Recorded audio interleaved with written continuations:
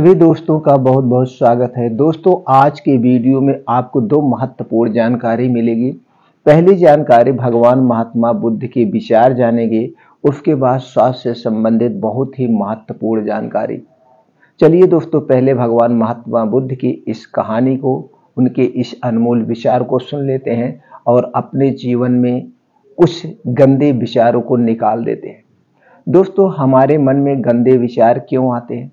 हम नहीं चाहते, लेकिन फिर भी हमारे मन में गंदे विचार आते रहते हैं। लेकिन मन हमारा सबसे बड़ा दोस्त है और मन ही सबसे बड़ा दुश्मन क्यों है? जब हम अपने मन की बात मानते हैं तो हमारा मन ही हमारा नेतृत्व करता है, और अब हम अपने मन को संतुलित कर लेते हैं तो हम अपने जीवन में हर चीज का ध्यान रखते हैं। हम अपने मन में आने वाले गंदे विचारों को रोकने की कोशिश करते हैं, लेकिन जितना अधिक हम रोकते हैं उतना ही ये विचार हमारे अंदर प्रवेश करते हैं। जितना अधिक आप किसी चीज से दूर भागते हैं उतना ही वह चीज आपको आपके पास ले जाएगी। इसीलिए उस चीज से दूर मत भागिए, उस पर संतुलन बनाए रखिए। एक बार एक युवक गौतम बुद्ध के पास आया और गौतम बुद्ध से बोला कि हे बुद्ध, मेरे मन में इतने गंदे विचार क्यों आते हैं? मैं नहीं चाहता मेरे मन में गंदे विचार, पर मेरे मन हमेशा काम वासना के विचार चलते रहते हैं और मैं इनके बारे में सोच सोचकर बहुत परेशान हूँ। मेरी ऊर्जा और समय यह सब सोचने में ही नष्ट हो जाता है और इन सब के विचारों की वजह से मैं कभी भी शांत नहीं रह पाता और मैं हमेशा ही स्त्रियों को देखकर मोहित हो जाता हूँ, अपने आप को रोक ही नहीं पाता हूँ। बुद्ध मुस्कुराए और उन्होंने उस युवक से पूछा, क्या तुम्हें पता है यह काम वासना होती क्या है? फिर लड़के ने उत्तर दिया और कहा, बुद्ध, मैं यह तो नहीं जानता कि काम वासना होती क्या है, पर हाँ, ये जो भी है बहुत बुरी चीज है। फिर बुद्ध ने उस युवक से कहा कि सबसे पहले तो तुम्हें यह समझना कि प्राकृतिक रूप से जो भी चीज हमारे अंदर है वह बुरी नहीं है। हमारे जीवन में उसकी कुछ ना कुछ जरूरत है। वासना कोई बुरी बात नहीं है, यह तो हमारे मन की एक भावना है जो हमें किसी न किसी चीज की कमी का एहसास करवाती है और फिर हम उस चीज को पाने के लिए उस चीज की तरफ आकर्षित हो जाते हैं। जैसे अगर तुम्हारे पास धन की कमी है तो तुम में धन पाने की वासना उत्पन्न हो जाएगी। तो वासना कुछ और नहीं, बस एक प्रकार का कर्म है जो कि एक प्रकार की जरूरत का एहसास है, और जब ये जरूरत शारीरिक हो तो हम इसे काम वासना कह देते हैं।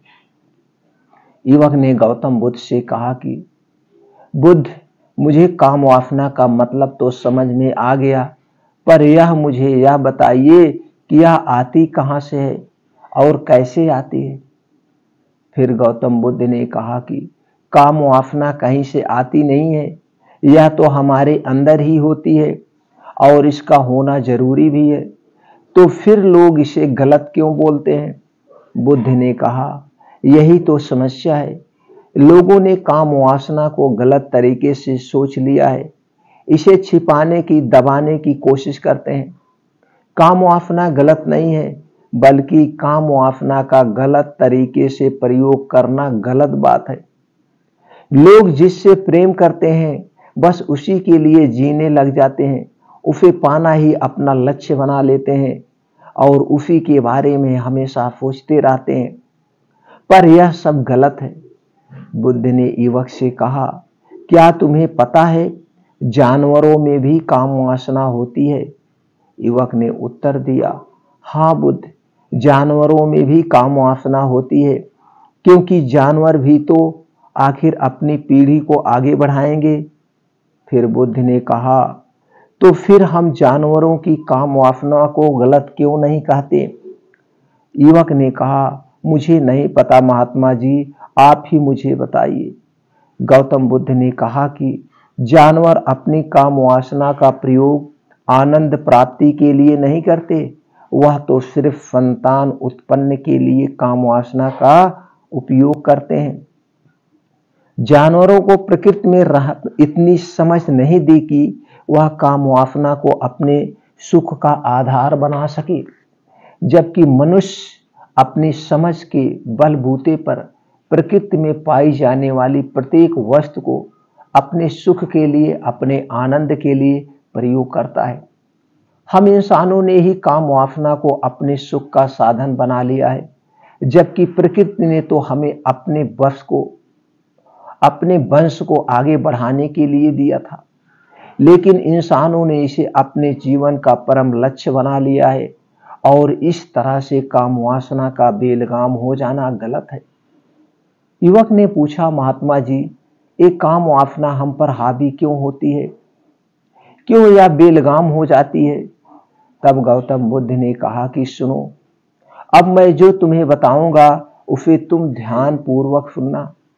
काम वासना का सारा खेल तुम्हारे समझ में आ जाएगा, तुम्हें तुम्हारे सारे सवालों का जवाब मिल जाएगा, बस तुम्हें ध्यान से सुनकर समझना है।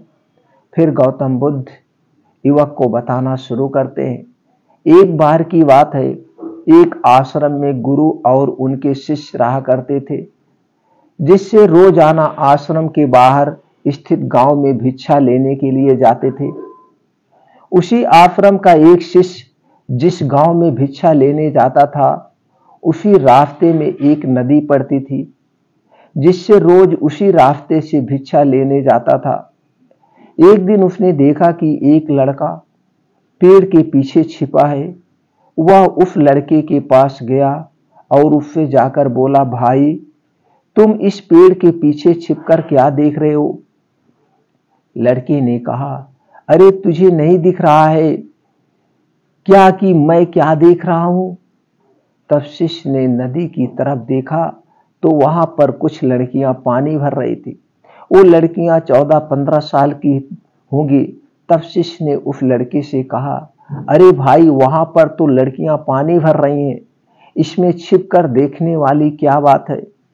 तब वह लड़का शिष्य की तरफ देखकर उससे कहता है, अरे पागल, तुम्हें दिखाई नहीं दे रहा है ये परी कैसे नदी से पानी ला रही हैं? जरा उनकी अदाओं को तो देखो, उनके कोमल शरीर को तो देखो, उनकी पतली कमर को तो देखो, मटके को उठाते समय बल खाती हैं और उनके बाल उनकी कमर पर कैसे लहरा रहे, मानो सुंदरता बिखरी पड़ी है। उसने फिर उससे कहा, नदी के किनारे देखा और इस बार वह नदी के किनारे देखता रहा। अब कुछ भी दिखाई नहीं दे रहा था और वह बिल्कुल निडर था। उसे किसी भी चीज का कोई डर नहीं था। लेकिन अब वो छिपने लगा और उन लड़कियों को देखने लगा जैसे उसने कोई अपराध कर दिया है, कोई अपराध कर दिया हो। और जब वो छिपकर उन लड़कियों को देख रहा था, तभी वो अचानक से अंदर से कांप गया और उसने कहा कि ये मैं क्या कर रहा हूं?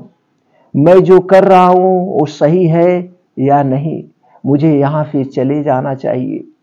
और फिर वह जल्दी से वहां से चला गया। वो आश्रम पहुंच जाता है। आश्रम जाकर वह अपने कार्यों में लग जाता है। लेकिन जो अभी वो देख कर आया था, वही उसकी आंखों के सामने बार बार आ रहा था। उसके मन में वही दृश्य चल रहा था। उसका दिमाग सब कुछ देखने के लिए संघर्ष कर रहा था। उसका किसी भी काम में मन नहीं लग रहा था। सुबह होते ही रोज जल्दी ही भिक्षा के लिए आश्रम से निकल जाता। जहां पर वह लड़का पहले से मौजूद रहता था, उसके साथ मिलकर लड़कियों को छुप छुप कर देखता था। अब वह ऐसा रोज करने लग गया। यह उसके रोज का काम हो गया। अब उसे शिष्य का मन किसी भी काम में नहीं लगता था। वो हमेशा किसी न किसी प्रकार के विचार में उलझा रहता था। वह आश्रम के कार्यों को भी ठीक ढंग से नहीं कर पा रहा था, न तो ठीक ढंग से सो पाता था और ना वो ठीक ढंग से खाना खा पाता था। उसका मन बेचैन रहता था। उसका मन बार बार उन लड़कियों को खूबसूरती देखने को मचलता था। जब गुरु शिक्षा दे रहे थे तब भी उसका मन किन्हीं अन्य विचारों में खोया हुआ था। गुरु ने अपने शिष्य की इन हरकतों को भांप लिया था। फिर एक दिन गुरु ने शिष्य को अपने पास बुलाया और कहा कि आज से मैं तुम्हारे साथ भिक्षा मांगने चलूंगा। आप और मैं एक साथ भिक्षा मांगने चलेंगे। तभी शिष्य गुरु को मना करते हुए बोला, नहीं गुरुदेव, आप परेशान क्यों हो रहे हो? मैं अकेला ही ठीक से भिक्षा मांग सकता हूं। गुरु ने शिष्य से कहा कि ठीक है, तुम अकेले ही भिक्षा मांगने जाओ। जिससे वह तुरंत भिक्षा मांगने निकल पड़ा। सभी लोग उसे देखने के लिए उसके पीछे पीछे चलने लगे। थोड़ी दूर जाने पर गुरु ने देखा कि उनका शिष्य एक अपराधी की तरह एक लड़के के साथ पेड़ के पीछे छिपा हुआ है और छिपकर कुछ देख रहा है। गुरु भी अपने शिष्य के पीछे जाकर खड़े हो गए कि उसका शिष्य क्या देख रहा है, जिसे देखने के लिए वह एक अपराधी की तरह पेड़ के पीछे छिपा हुआ है। गुरु ने देखा कि उनका शिष्य पेड़ के पीछे छिपकर नदी से पानी ले रही लड़कियों को देख रहा था। तब गुरु ने शिष्य से कहा, क्या देख रहे हो? अपने गुरु की आवाज सुनकर वह डर गया और उसके पसीने छूटने लगे। वह ऐसे कांपने लगा जैसे उसने किसी चोर को चोरी करते समय पकड़ लिया हो। उसी से ही उसकी हालत खराब हो गई। वो कुछ भी नहीं बोल पा रहा था और दूसरा जो शिष्य के साथ था वह वहां से भाग खड़ा हुआ। उसके मुंह से कुछ टूटे फूटे शब्द ही बाहर निकल रहे थे। वो अपने गुरु से नजरें भी नहीं मिला पा रहा था। गुरु ने शिष्य की तरफ देखा और कहा कि मेरा शिष्य तो निर्भय था, उसे तो किसी भी चीज का डर नहीं था, लेकिन ये क्या, तुम तो भय के मारे कांप रहे हो। शिष्य ने गुरु से कहा कि मुझे माफ कर दो गुरुदेव, मेरा इसमें कोई दोष नहीं है। उस लड़के ने मुझे बहका दिया था, लेकिन आपसे मैं वादा करता हूं कि आज के बाद से मैं ऐसा कभी दोबारा नहीं करूंगा।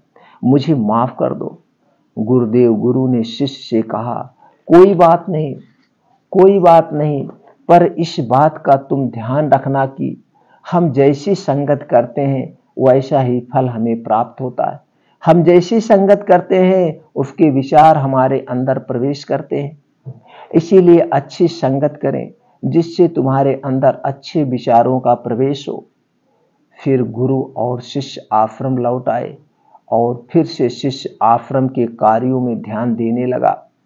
उसने उस रास्ते को छोड़ दिया और इस दूसरे रास्ते से जाने लगा। वो अपने काम को ध्यान से करता, लेकिन धीरे धीरे उसके अंदर क्रोध उत्पन्न हो गया और फिर वो दूसरे शिष्यों पर क्रोध करने लगा और बेचैन रहने लग गया। अब वो सही समय पर भोजन भी नहीं करता था और ना ही भोजन को बहुत कम खाता था। भोजन की मात्रा कम हो गई।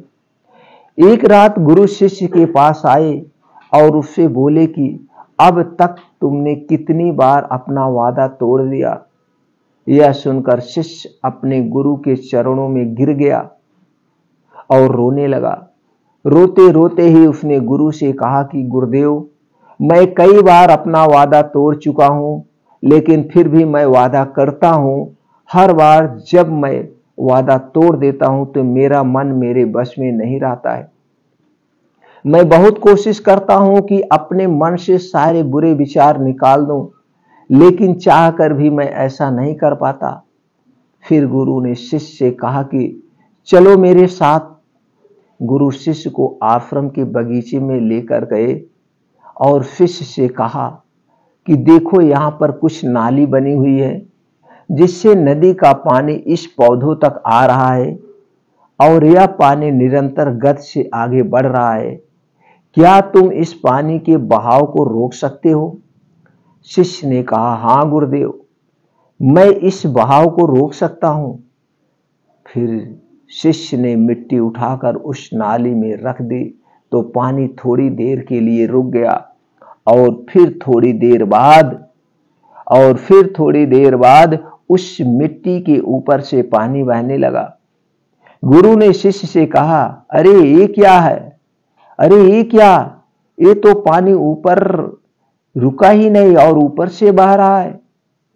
फिर से शिष्य ने कुछ कंकड़ पत्थर उठाकर उस नाली में रख दिया और फिर थोड़ी देर के लिए पानी रुक गया, लेकिन फिर थोड़ी देर बाद ही उस कंकड़ पत्थर के ऊपर से पानी निकल आया। फिर गुरु ने कहा कि शिष्य, ये क्या हुआ? पानी तो फिर से बहने लग गया। तुम तो बोल रहे थे कि तुम इसे रोक दोगे। क्या हम किसी काम को रोकना चाहें तो क्या हम उसे रोक नहीं सकते? तब शिष्य ने कहा, कोई बात नहीं गुरुदेव, मैं इस पानी को तो आपको रोक के ही दिखाऊंगा। शिष्य ने फिर से एक बड़ा सा पत्थर लेकर आया और उसे नाली पर रख दिया और पानी रुक गया। तब शिष्य ने कहा, देखा गुरुदेव, मैंने कहा था ना कि पानी को मैं रोक दूंगा। मैंने पानी को रोक दिखाया, आपकी बात मैंने पूरी कर दी। गुरु मुस्कुराए और बोले, अच्छा, जरा ध्यान से देखो, पानी रुक गया क्या? वो तो पीछे की नाली तोड़कर बाहर निकल गया और अगल बगल से बह रहा है। और ध्यान से देखो, इस पत्थर के आगे भी आ गया है और ये पानी अपना रास्ता बदलकर फिर से आगे की तरफ जाएगा। और फिर थोड़ी देर बाद ऐसा ही हुआ। फिर गुरु ने शिष्य को समझाना शुरू किया कि तुम्हारे साथ भी ऐसा ही चल रहा है। तुम बार बार प्रयास कर रहे हो, पर हर बार तुम्हारा प्रयास टूट रहा है और यह हमेशा टूटता ही रहेगा। तुम कितना भी बड़ा पत्थर रख लो, लेकिन पानी तो अपना रास्ता बना ही लेगा। यह सब देखकर शिष्य ने गुरु से कहा कि हे गुरुदेव, क्या कोई तरीका नहीं है जिससे मैं गंदे विचारों से बाहर निकल सकूं और यह मेरे मन में आए ही ना? फिर गुरु शिष्य को एक नदी के पास ले गए जहां से उस बगीचे में पानी जा रहा था। गुरु ने शिष्य से कहा, वो पानी इसी नदी से जा रहा है। अगर हम यहीं से उस रास्ते को बंद कर दें जहां से पानी बगीचे में जा रहा है, तब क्या हम पानी को रोक नहीं सकते? तब शिष्य ने कहा कि हाँ गुरुदेव, अवश्य ऐसा हो सकता है। मैं इस पानी को यहीं से बंद कर देता हूं, तब आगे की नाली में पानी जाएगा ही नहीं, फिर बगीचे में पानी नहीं पहुंचेगा। फिर शिष्य ने नदी से जाने वाले रास्ते को बहुत मेहनत करके पत्थर और मिट्टी डालकर बंद कर दिया और गुरु से कहा कि गुरुदेव, मैंने पानी को बंद कर दिया है, अब यह पानी बगीचे में जाएगा ही नहीं। तब गुरु ने शिष्य से कहा, अगर पानी बगीचे में नहीं जाएगा तो पेड़ पौधों को पानी कहां से मिलेगा? उन पेड़ पौधों को तो पानी की आवश्यकता है और उन पेड़ पौधों में कुछ पेड़ पौधे तो ऐसे हैं जिनको रोज पानी की आवश्यकता है। अगर पानी नहीं पाएंगे तो वह मुरझाकर मर ही जाएंगे।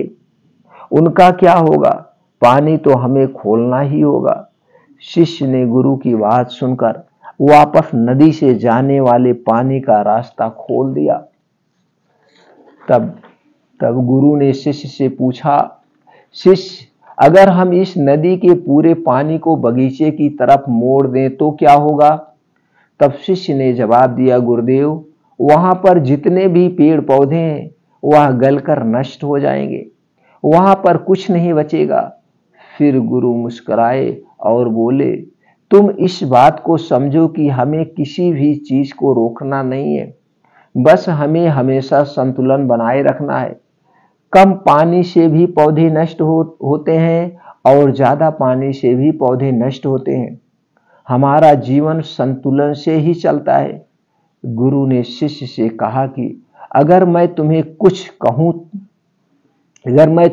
कहूं कि तुम आम के बारे में मत सोचो, तो तुम्हारे मन में सबसे पहले किसका चित्र आएगा? शिष्य ने कहा कि गुरुदेव, मेरे मन में तो पहला चित्र आम का ही होगा।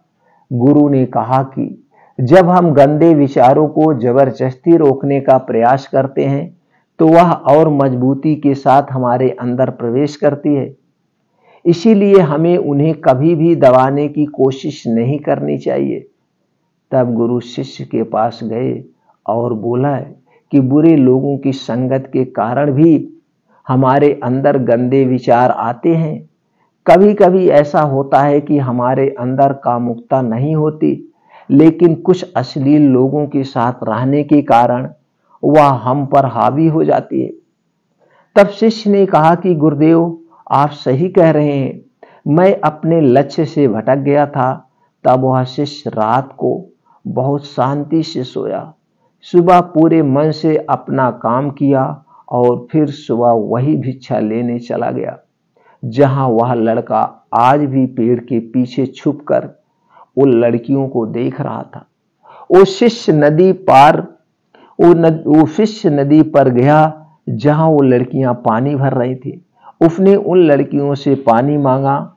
उन लड़कियों में से एक लड़की ने उसे पानी पिलाया और उस सन्यासी शिष्य के चरण छुए। शिष्य ने उसे आशीर्वाद दिया कि तुम्हारा कल्याण हो। शिष्य का मन सकारात्मक ऊर्जा से भर गया। उसके चेहरे पर मुस्कान छा गई थी, जैसे उसे कोई खोई हुई कीमती चीज वापस मिल गई हो। वह अपने रास्ते पर वापस जाने लगा। तभी पीछे से वह लड़का आया जो पेड़ के पीछे छिपा था। वह शिष्य के पास आया और बोला कि क्या बात है कि आज तुमने करीब से देख लिया, आज तुमने करीब से देखा, आप तो मुझसे आगे निकल गए।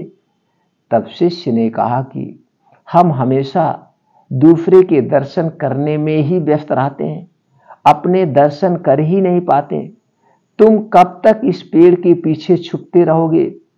किसी को पसंद कर लो, उससे बोल दो। अगर वो भी तुम्हें पसंद करती है तो शादी कर लो और उससे पहले तुम कुछ बन जाओ।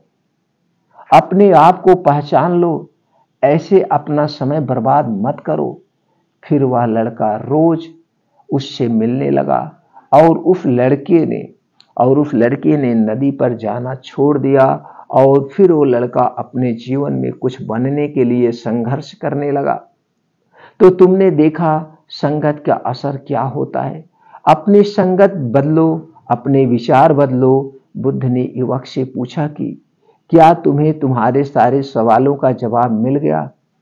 तब युवक ने कहा, हाँ महात्मा जी, आपका बहुत बहुत धन्यवाद। तब गौतम बुद्ध ने युवक से कहा कि जब तुम्हारे मन में गंदे विचार आए तब आप अपने आप को दोषी मत मानो। यह शरीर है और यह सब हजारों वर्षों से सिखाया गया है। एक केवल तुम्हारे सोच लेने से, शपथ ले लेने से यह टूटने वाला नहीं है, ये टूटने वाला है नहीं, लेकिन तुम्हारे पास वो शक्ति है, वो ऊर्जा है जिसका तुम्हें संतुलन बनाकर उपयोग करना है। तुम एक जीवित ऊर्जा हो जो कुछ भी अनुभव करने के लिए स्वतंत्र हो, जो निर्माण करने के लिए स्वतंत्र है। इसीलिए तुम अपने आप को पहचानो। यह बोलकर गौतम बुद्ध मौन हो गए और वह युवक वहां से चला गया और वह अपने जीवन में वैसे ही बदलाव लाया, वैसे ही बदलाव करके एक सफल और संपन्न आदमी बन गया।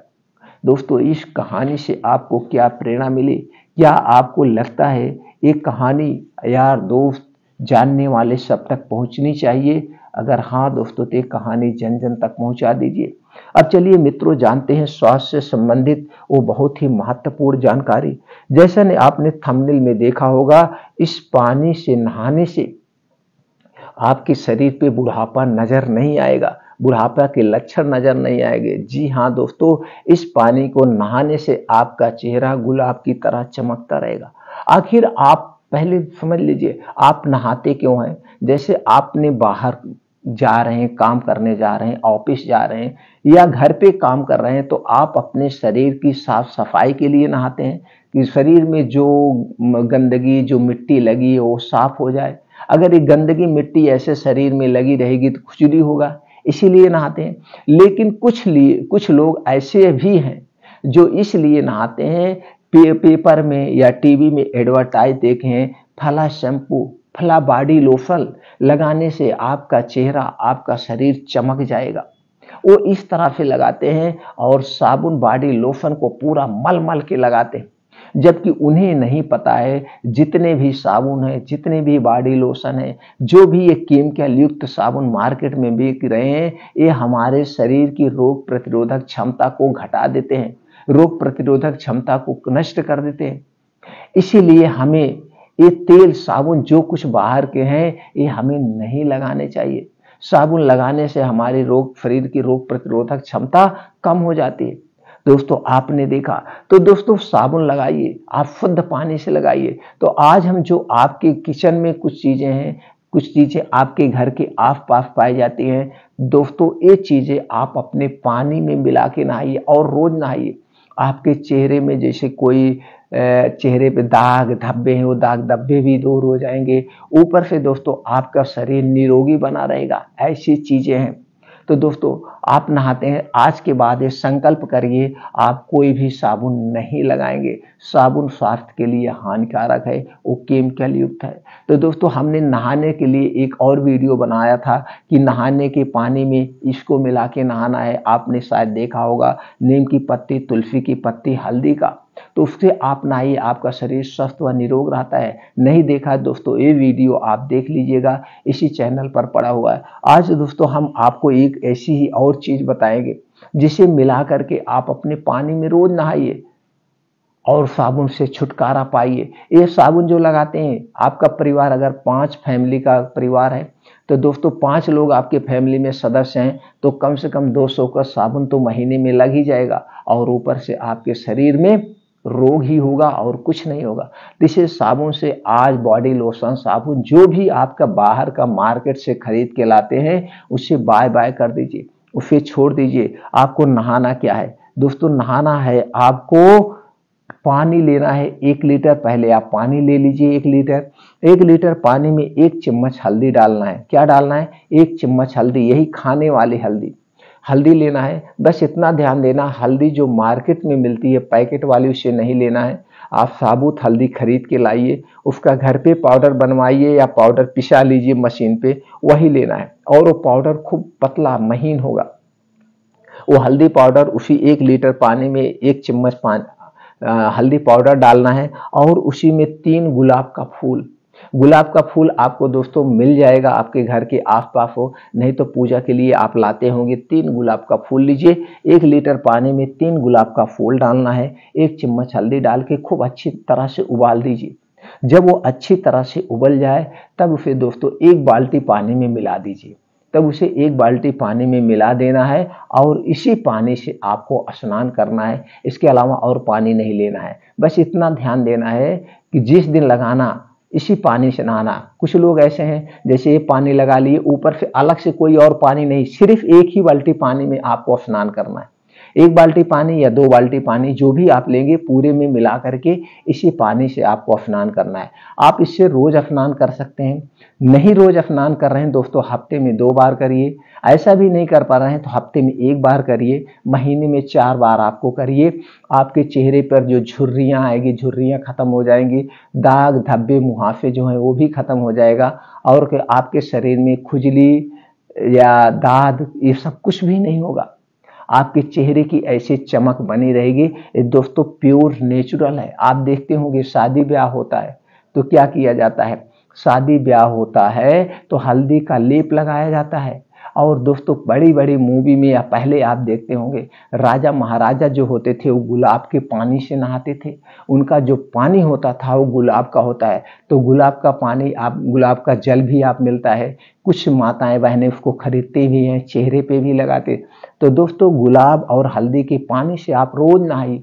आज से साबुन को छोड़ दीजिए, बाय बाय कर दीजिए और यही घर पे बनाइए, एकदम प्योर नेचुरल। तो दोस्तों इसी पानी से आज उम्मीद करते हैं आज से अभी से आप नहाना शुरू कर देंगे।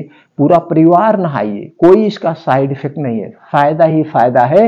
साइड इफेक्ट नहीं है। आपको ना तो स्किन संबंधी कोई समस्या होगी, अगर स्किन संबंधी समस्याएं खत्म हो जाएगी, क्योंकि हल्दी एक एंटीबायोटिक है, एंटी इंफ्लेमेटरी है, एंटीबैक्टीरियल है, एंटी फंगल है, बहुत सारे ऐसे गुण पाए जाते हैं और ये प्रोटीन का खजाना है। हल्दी तो अमृत है देखा जाए तो दोस्तों। हल्दी पानी और ये गुलाब का फूल, इसी पानी से आप स्नान करिए, स्वस्थ व निरोग रहिए। दोस्तों ये वीडियो ज़्यादा से ज़्यादा लोगों तक शेयर करिए, सब लोग इसी पानी से नहाएं, स्वस्थ व निरोग रहें। फिर मिलते हैं ऐसी ही और महत्वपूर्ण जानकारी के साथ अगले वीडियो में।